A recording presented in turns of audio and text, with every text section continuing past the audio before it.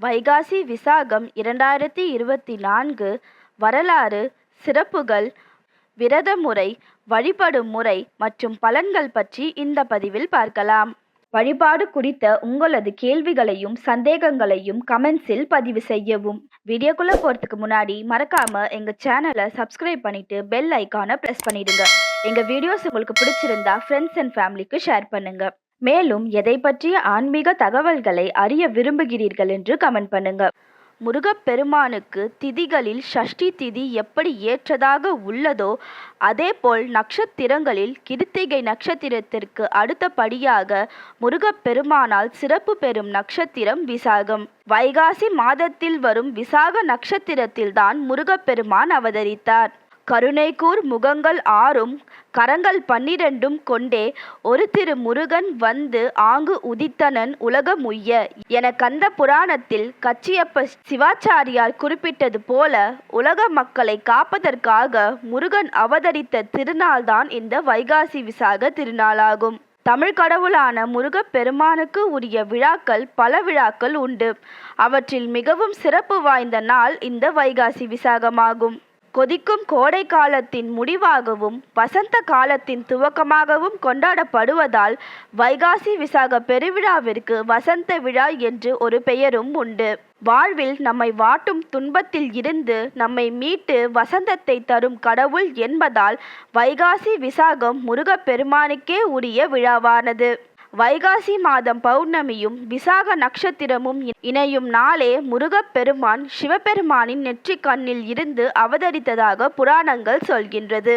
விசாக நட்சத்திரம் என்பது 6 நட்சத்திரங்களின் கூட்டமாகும்.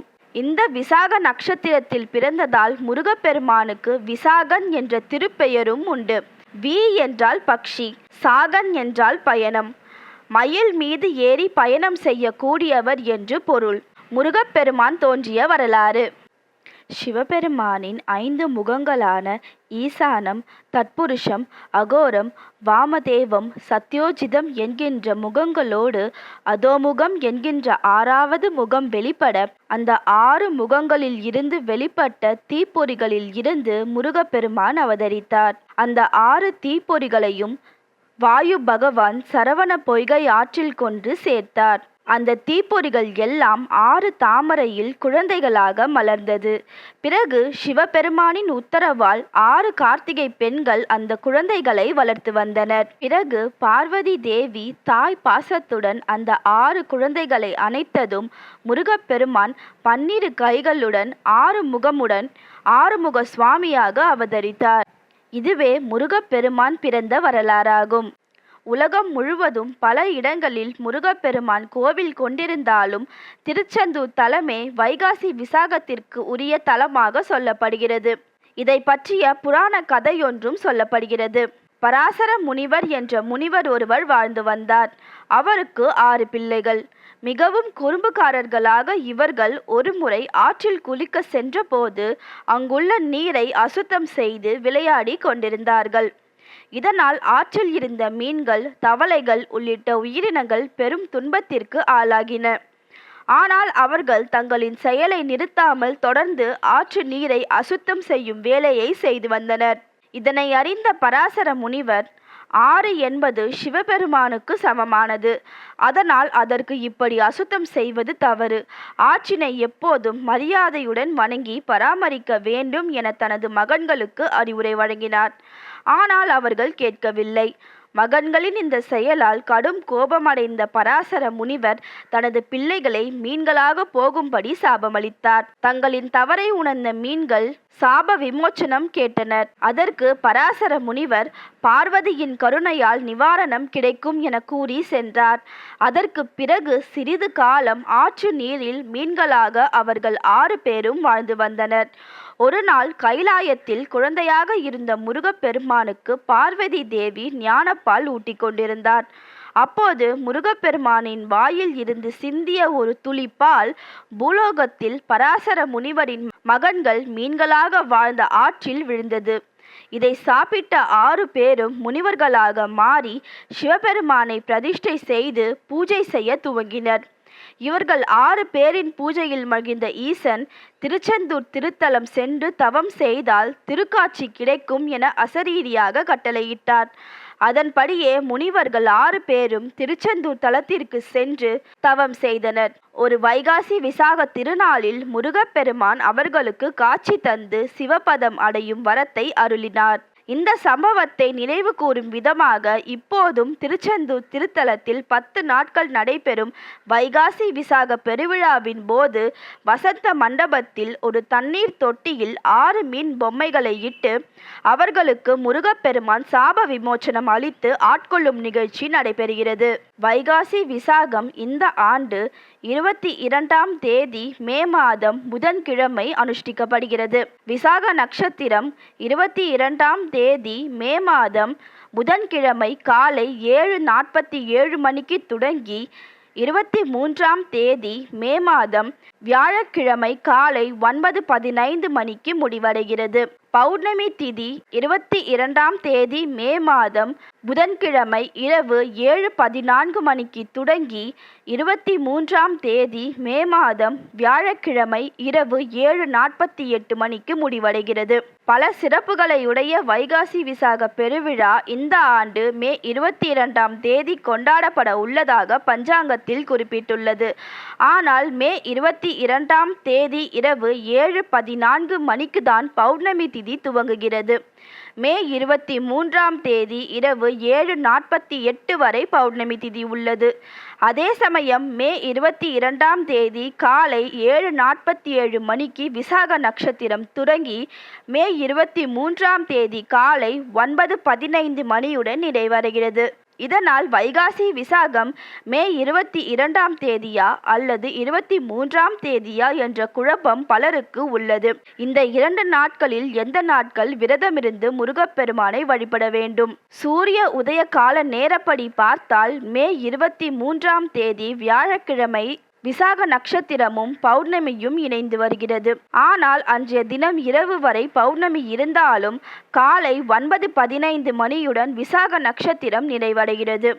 அதே சமயம் 22ஆம் தேதி காலை 7:47 மணிக்கு தொடங்கி நாள் முழுவதும் விசாக நட்சத்திரம் உள்ளது.